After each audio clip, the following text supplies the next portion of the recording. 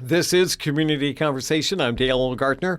We're going to be talking about the last season concert for the Adrian Symphony Orchestra. And this always, the last one is a little bit different from the other concerts that the ASO does. We're going to tell you a little bit more about that if you don't already know. I'd like to welcome into the Executive Director of the ASO, Libby Watson. Libby, so good to have you with us. Hi, good evening, Dale. And also the music director and conductor of the ASO, Bruce Kiesling. Bruce, always good to have you here. Dale, it's great to be here with you once again. Yeah, and this is going to be coming up real quick here, so we want to make sure that people get their tickets for this particular concert, Libby. Yeah, so we're closing out our 2024-25 season. We finished with Sweet Caroline, and that is happening on Friday, June 6th.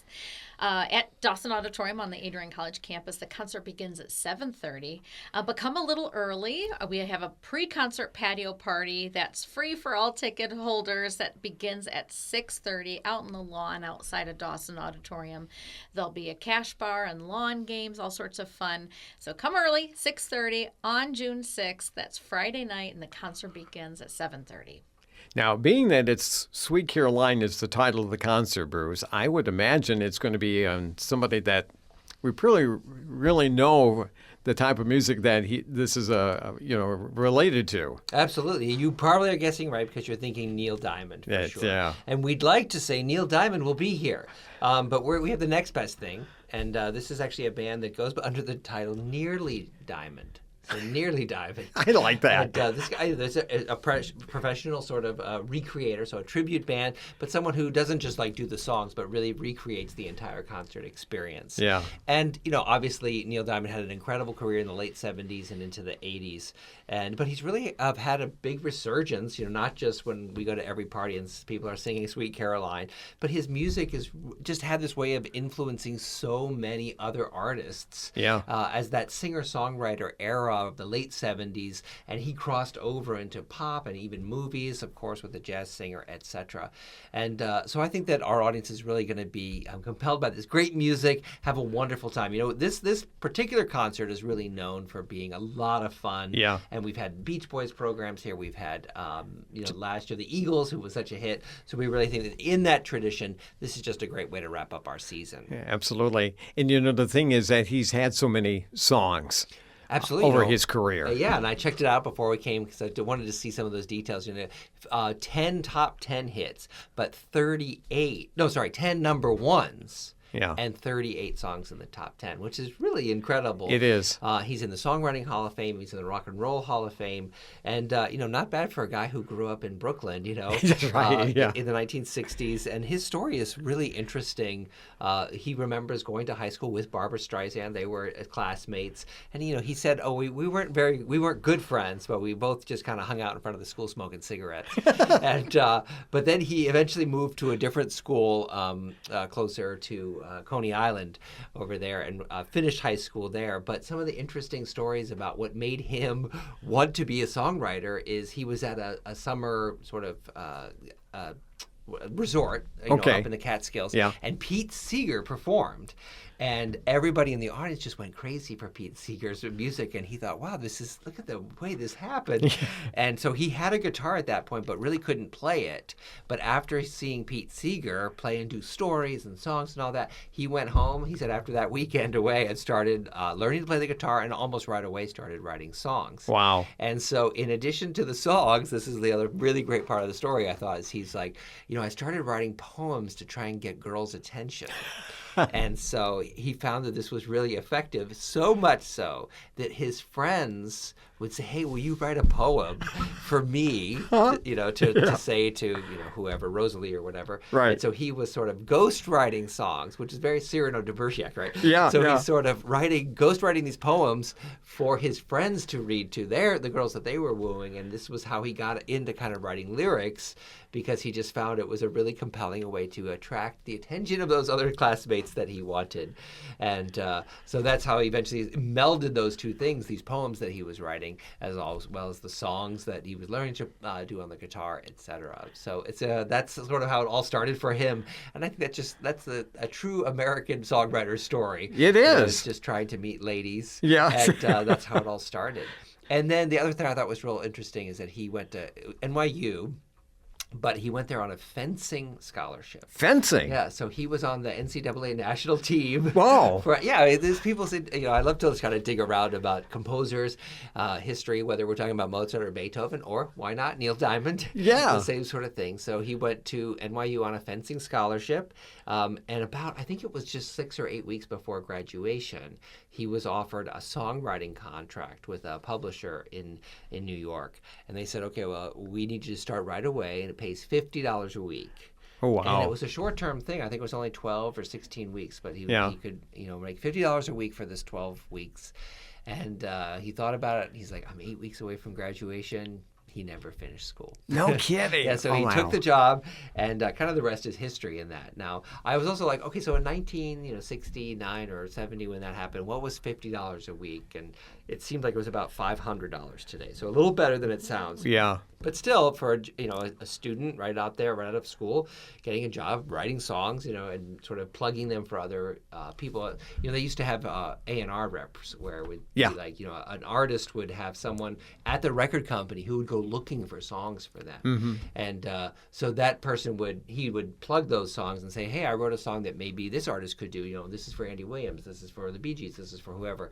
And he made that crossover with all those fantastic songs into being his own songwriter for sure. Yeah, as you referred to that, Bruce, is that there are some songs that we know that were written by Neil Diamond that Neil recorded later, and of course weren't as big as hits, but as for the original group, like for example, like you said, the Bee Gees or the Monkees, I think was one of them. Sure. I think it was "I'm a Believer," is one of them, and that is a Neil Diamond song. Yeah, right? yeah. I'm a Believer. It was a big hit, for the Monkees. And then of course when he recorded it, it's just as long as it's not the Monkees, yeah, Neil Diamond's fine, but it wasn't the Monkees. And that song "Red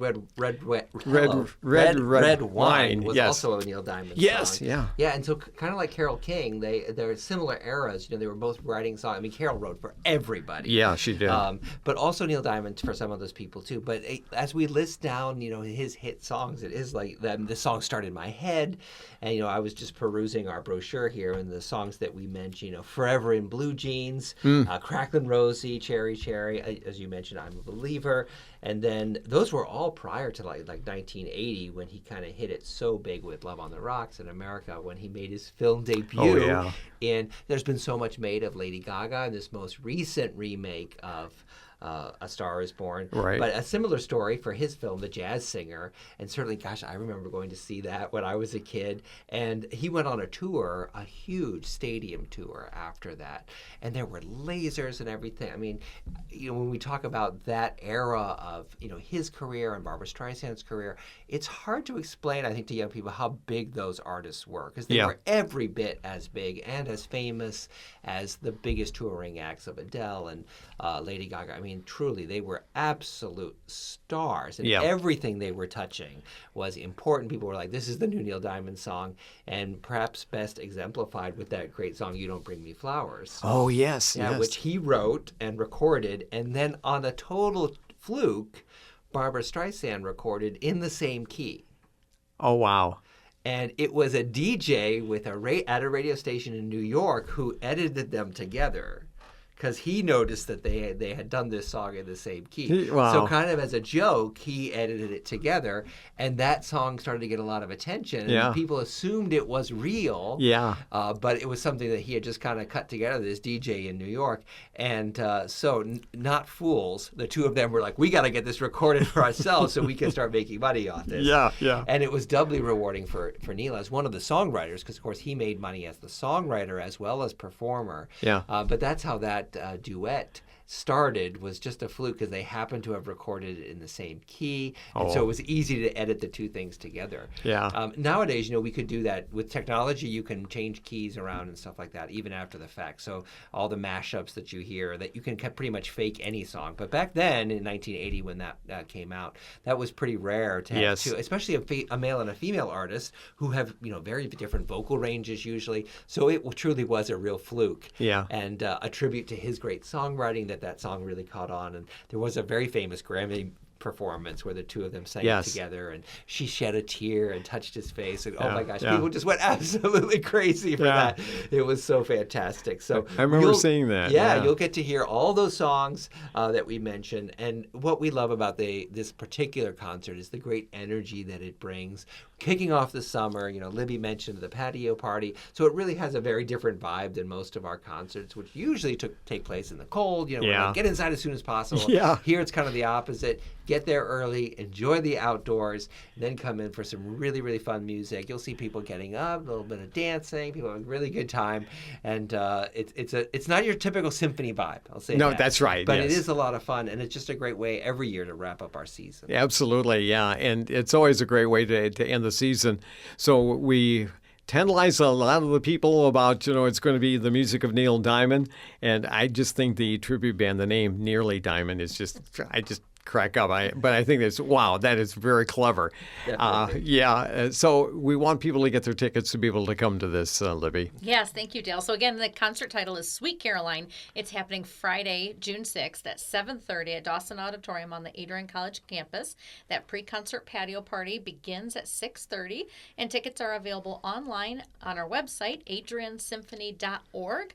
On the website, you can take a look at the seat map and select exactly which seat you'd like to sit in for the concert. You're also welcome. We're always happy to take phone calls as well. That phone number is 517-264-3121.